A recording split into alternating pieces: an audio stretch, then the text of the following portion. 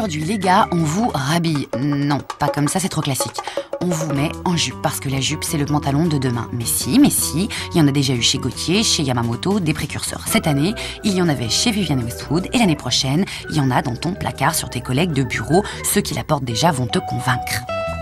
Je suis vice-président d'une association qui s'appelle HEJ, Hommes en jupe, et cette association milite pour le port de la jupe. Ceux qui la portent depuis toujours vont te la faire aimer. Le kilt moderne qu'on porte aujourd'hui, la trame, elle est militaire et elle date du début du 19e siècle, à peu près, hein, à 50 ans près, quoi.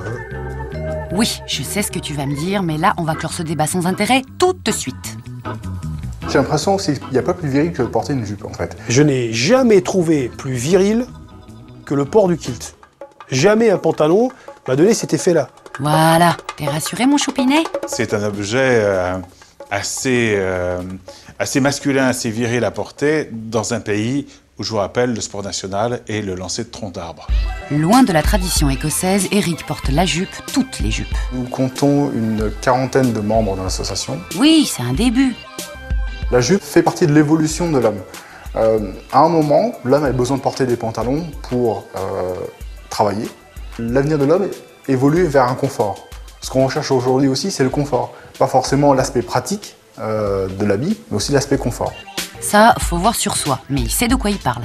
Incontestablement, la première fois qu'on porte un kilt, on grandit de 50 cm. Pardon? Si vous avez la chance de faire une randonnée dans les Highlands d'Écosse en kilt, vous êtes le roi du monde. Un avantage auquel on ne pense pas tout de suite, mais qui mérite d'être entendu. Je porte le kilt pour plusieurs raisons. D'abord parce que je suis d'origine écossaise et que mon clan, le clan Buchan, Bachen, a des très beaux kilts. Bah oui, c'est juste joli, quoi, la jupe. Très bucolique, cette jupe patineuse s'accorde parfaitement avec un top plus masculin. Modèle chic et sexy pour Jean-Paul Gaultier, très fondu sur la jambe, hauteur au genou. On joue le contraste avec des gros croquenots qui habillent le mollet. Chez Yoji, on aime le long, la fluidité, les plis. Et chez Vivienne Westwood, le kilt remonte au-dessus du genou. Chouette! Les créateurs aujourd'hui, ils communiquent beaucoup dessus, c'est vrai. On voit souvent dans les défilés des hommes en jupe, mais ça reste encore assez loin. Les gens de la rue ont un autre quotidien que celui du défilé. C'est pas tout à fait le même monde. Et c'est dommage, dis donc, t'es bien mignon, toi. Les jupes pour hommes sont sur Internet et c'est là qu'on trouve le plus. Il y a du choix et c'est nettement plus abordable. Après, vous avez certaines boutiques qui sont un petit peu spécialisées, comme les boutiques gothiques, où effectivement on en trouve beaucoup plus, et directement dans le rayon hommes. Et ce qui est curieux, c'est qu'il y a quand même pas mal de femmes qui vont chercher dans ces rayons-là. Et lycée de Versailles, il y a des hommes qui vont directement dans le rayon femmes. Pour un produit plus traditionnel et toujours classe, il y a le kilt. Sur un kilt, le devant est plat et l'arrière est plissé. Mais malgré les plis, on recrée le set. C'est ça la difficulté d'un kilt, c'est vraiment reconstituer le set. Ok.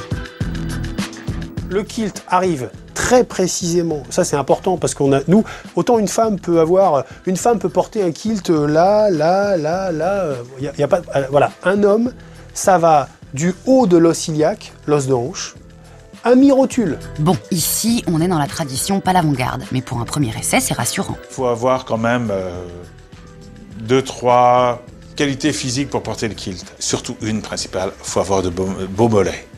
Parce qu'avec des cannes de golf, je peux vous dire que ça peut être très moche. Et bon, on porte quoi avec? On peut le porter de la façon traditionnelle, sinon ça n'a absolument aucun intérêt. Et je peux vous affirmer qu'on n'a pas froid. Oh, t'es sûr? Très honnêtement, ce qui se passe sous les kilts ne m'intéresse pas beaucoup. Chacun fait comme il veut. Je peux vous dire que s'il fait moins 10, ça m'intéresse d'avoir quelque chose en dessous. Voilà, on va dire que chacun fait comme il veut. Effectivement, après, il faut accorder le style de la jupe avec le pantalon. Non. Et inversement, avec les chaussures. Faut s'habituer, ça va venir. Allez. Il faut évidemment accorder le pantalon. Non. Non, c'est pas bon. Non. Il faut évidemment accorder la jupe avec ce qu'il y a autour. Yes!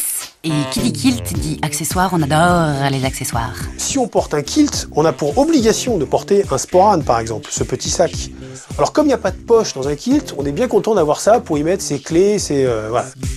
Ah ça, on est bien content. Hein, t'es content? Mais si, t'es content. Alors, on la met quand, cette jupe? J'essaie de porter la jupe presque tous les jours, en fait, hormis dans mon milieu professionnel. Au bureau, ça le fait pas. Si t'es plombier, c'est compliqué aussi. On considère que c'est un vêtement d'exception. Moi, au quotidien, je vais faire comme tout le monde, je vais porter un jean. Mais si on m'invite à un mariage, si on m'invite à n'importe quelle fête, n'importe quelle cérémonie, où je vais considérer que je dois faire voir ma tradition, alors j'y vais en kilt. Franchement, ça te va bien. Tu devrais le mettre plus souvent. Le fait de porter une jupe, c'est watcha. On casse cette image fixe de l'homme en pantalon et de la femme en jupe. Allez, faites un effort, ça nous ferait plaisir. Je pense que l'avis général des femmes est plutôt positif, même très positif. Celui des hommes qui ne portent pas le kilt sont très en colère de notre succès. Allez, montrez-nous vos mollets, et vos cuisses, et vos genoux, et vos fesses. Montrez-nous des trucs. Allez.